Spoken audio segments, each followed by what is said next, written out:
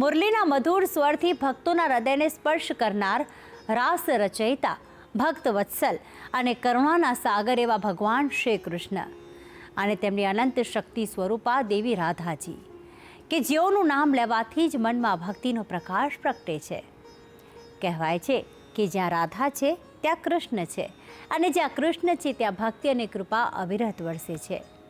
આજે ભક્તિ સંદેશમાં અમે આપને લઈ જઈશું કેન્દ્ર શાસિત પ્રદેશ દીવના પવિત્ર ધામમાં, કે જ્યાં ઠાઠથી બિરાજમાન છે શ્રી રાધા કૃષ્ણ. તો આવો કરીએ આ દિવ્ય સ્વરૂપના પાવનકારી દર્શન. કેન્દ્ર શાસિત પ્રદેશ દીવમાં શ્રી રાધા કૃષ્ણનું સુંદર મંદિર આવેલું છે, જેના દર્શન કરતા ભક્તોને અનોખી શાંતિની પ્રાપ્તિ થતી હોવાની માન્યતા પ્રવર્તે છે. દીવના નાગવા બીચ નજીક આવેલ આ રાધા કૃષ્ણ મંદિરનો મહિમા અનોખો છે તેવું ભક્તોનું માનવું છે.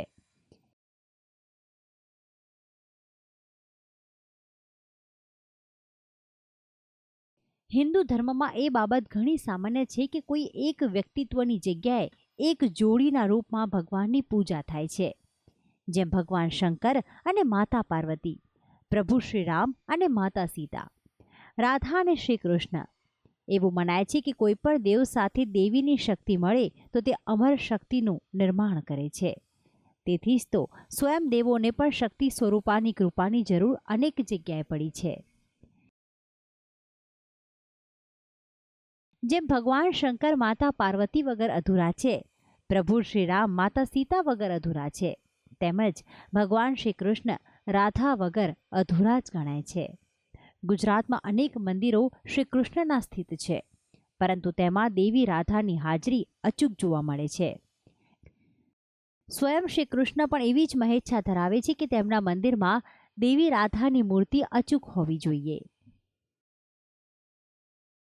દીવના નાગવા બીચ નજીક આવેલ આ મંદિર એક સુંદર પર્યટન સ્થળ તો છે જ, પરંતુ અહીં શ્રી રાધા કૃષ્ણની સુંદર મૂર્તિ અને ભક્તોના મનમાં રહેલ પ્રભુ પ્રત્યેની અપાર આસ્થાના કારણે આ મંદિર આસ્થા સ્થળોમાં સ્થાન પામ્યું છે. આ મંદિરનું નિર્માણ હજી કેટલાક દાયકાઓ પહેલા જ થયું છે, પરંતુ અહીં મંદિરમાં સ્થાપિત સુંદર રાધા કૃષ્ણની મૂર્તિને નિહાળવા અને તેના દર્શન કરવા દૂર દૂરથી ભક્તો અહીં આવતા હોય છે, અને દૂર દૂર સુધી આ મંદિરની ખ્યાતિ પહોંચી હોવાનું જાણવા મળેલ છે. અહીંયા દર્શન કરવા માટે આજુબાજુના બધા વાડી વિસ્તારોમાં 25-30 ગામના માણસો આવે છે, અને એની મનની જે કાંઈ મનોકામના હોય, જે કાંઈ શ્રદ્ધા હોય એ બાધા રાખી બધી પૂરી થાય છે, અને માણસોનું આસ્થાનું પ્રતીક છે. ને એટલા વર્ષે માણસો કોઈ પણ સારા નશા કોઈ પણ કામ કરે તો પહેલાં ભગવાનને યાદ કરે અને પછી આગળ વધે છે. મંદિરના વિશાળ પરિસરમાં શ્રી રાધા કૃષ્ણના સુંદર ગર્ભગૃહનું નિર્માણ કરાયું છે, અને ગર્ભગૃહમાં નિર્મિત શ્રી રાધા કૃષ્ણની સુંદર મૂર્તિના દર્શન કરીને ભક્તો ભાવ વિભોર થઈ જાય છે. શ્યામવર્ણી શ્રી કૃષ્ણ, હાથમાં ધારણ કરેલી સુંદર વાસણી, માથે પહેરેલ રાજવી મુગટ અને પગે પિતાંબર અહીં શ્રી કૃષ્ણને શોભે છે. તો બીજી તરફ દેવી રાધા પણ શ્રી કૃષ્ણની આભાને છાજે અને તેમના કરતાં પણ વધુ સુંદર વસ્ત્ર અલંકારથી સજ્જ અહીં સ્થાપિત કરાયા છે.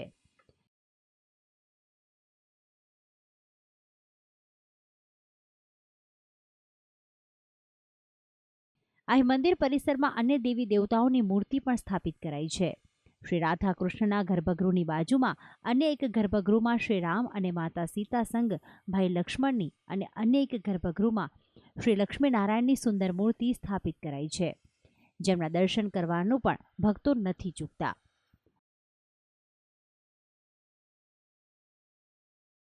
આ સિવાય પણ મંદિર પરિસરમાં દેવ હનુમાન, દાદા ગણપતિ, મા મહાકાળી અને ભગવાન જગન્નાથની પણ સુંદર મૂર્તિ સ્થાપિત કરાઈ છે.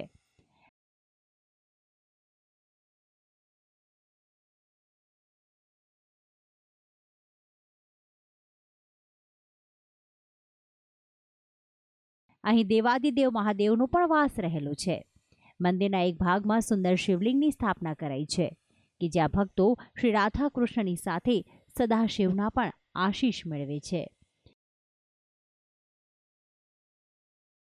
અહીં ભીમકુંડની પણ હયાતી જોવા મળે છે. માનવામાં આવે છે કે આ સ્થાન સ્વયં પાંડવોની હયાતીથી પણ પાવન થયું છે, અને તેમના થકી જ અહીં શ્રી રાધા કૃષ્ણની પૂજાની શરૂઆત આ સ્થાને કરવામાં આવી હોવાની છે માન્યતા. ભક્તિ સંદેશ ન્યૂઝ દીવ.